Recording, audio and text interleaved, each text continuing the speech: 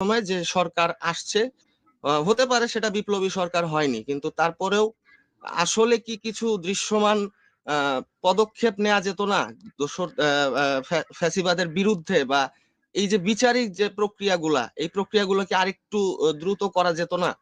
জি, জি, তাহলে ধন্যবাদ। কিন্তু এই যে ধন্যবাদ সোহেব আহমেদ। আওয়ামী আপনাকে লীগের এই যে ধন্যবাদ। কর্মসূচি। জি, ধন্যবাদ ধন্যবাদ কনক সারোয়ার ভাই, আপনার আসসালামু কথা আলাইকুম। একদম স্পষ্ট, আপনার কথা একদম পরিষ্কার। আপনাকে ধন্যবাদ।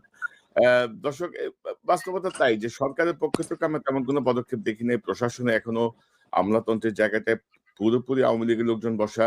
আমাদের পুলিশের ভিতরে, আমাদের সেনাবাহিনীর ভিতরে হাসিনার দোসররা এখনো সক্রিয়, তারা এখনো বসে আছে।